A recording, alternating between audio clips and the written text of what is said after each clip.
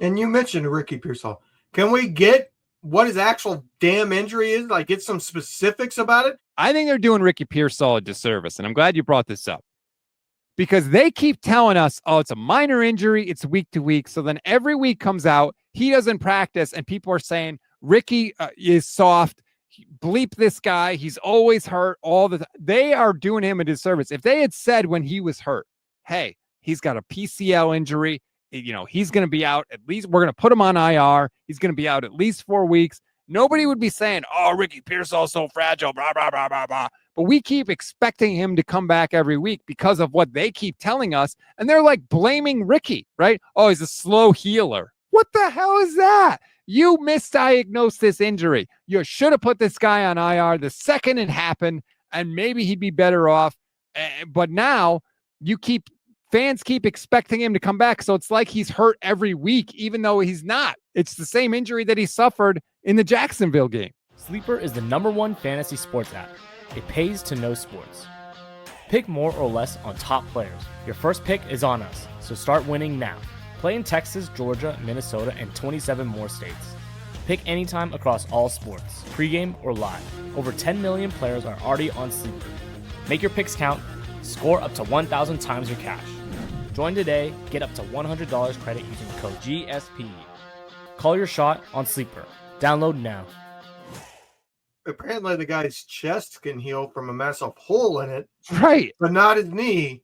He's not a fast healer when it comes to the knee. It can't possibly be that the Niners doctors don't know what the F they're doing and they misdiagnosed it to begin with. And he potentially should have had surgery. Like, that's my fear at this point. When he keeps saying, oh, it's the same as last week. Okay, so it's not progressing. It's not getting better at all. Shouldn't you go in and look at it and be like, maybe we misdiagnosed this? Let's send him off to a knee expert. Send him to Dr. Andrews or whoever you want and get an objective opinion about whether or not he needs surgery. And if it comes back that he needed surgery, guess what? Whatever doctor diagnosed him first is automatically fired. It sounds like they need to go to Dr. Neil Elatrash, right? He did Bosa, he did Garoppolo. That's the knee guy. Dr. James Andrews was the elbow guy for years. I think he retired now. Dr. Neil Elatrash is he's retired from, I think, doing surgeries, but he still consults. Yeah. Keith Meister, actually, the guy that did Brock's elbow, has done a lot of those now for a lot of different sports too. But yeah, I think they've done Pearsall a disservice. I really do. I think that they keep saying, oh, it's, maybe next week, maybe next week, maybe next week. And so when it's not, people are blaming Pearsall. To me, when he said the word instability, remember when he first got hurt, he said, I felt some instability because he was testing it out on the sideline like a bunch of times because we were thinking maybe he could come back. When he said instability, I got really scared because that means a surgical fix. Like when it doesn't feel stable, that's not something that just gets better over time. So at this point, I think you got to say if Ricky Pearsall comes back at all, it's a plus. I wouldn't be shocked if he needed surgery.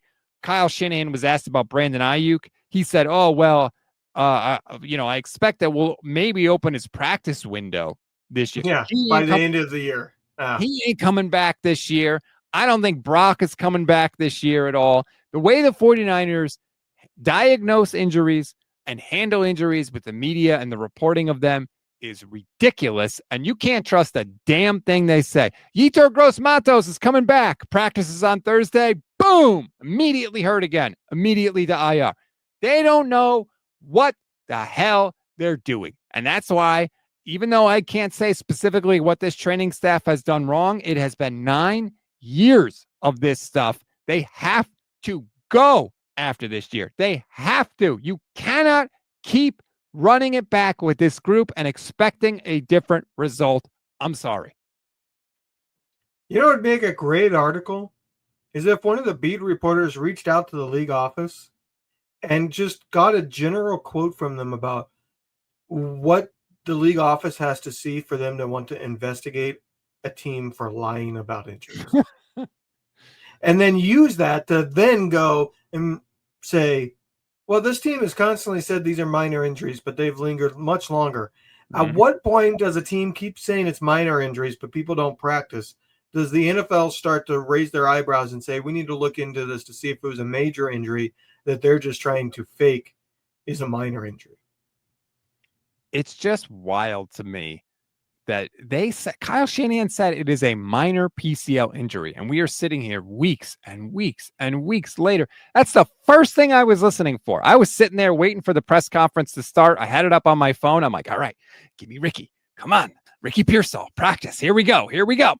First thing he said, Ricky Pearsall did not practice. And I went, son of a, like, God, it doesn't even appear that he is anywhere close to returning. Yeah. I mean, you said it a couple seasons ago during the offseason. The Niners are never boring, right? The Niners injuries, it's like every year they go, what can we do to one up what we did last year? Oh, you know what we should do this year?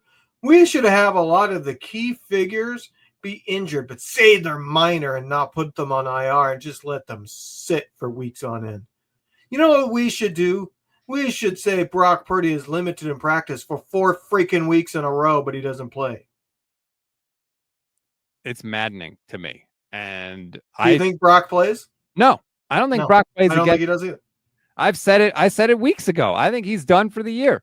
I don't think he plays. I don't think we ever see Brandon Ayuk because they don't want Brandon Ayuk to play and get hurt again because they want to trade him this offseason. I agree.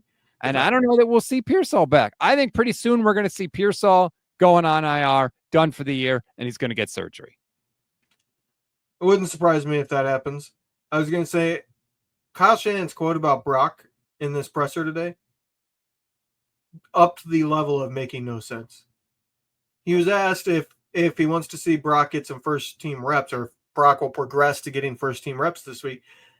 And Kyle said, yeah, I would like to see that. I would think maybe he would get some or something along those lines. And it was like, hold on. If he's getting first team reps, it means he's ready to play. It's one of those injuries. You're either ready or not. There's no, he's kind of ready, kind of not. We're testing it out. No, it's either he's ready or not. If he gets first team reps, he should be playing on Sunday. You don't make any sense, Kyle Shanahan. He said, he was asked, do you see yourself giving Brock more first team reps this week? And Kyle said, quote, yeah, I'd like to. Yeah, we plan on pushing it each week. And this is something that Vish. It's not an injury that you push. That's the thing. Vish talked about this on Monday, and Jason Aponte talked about it yesterday.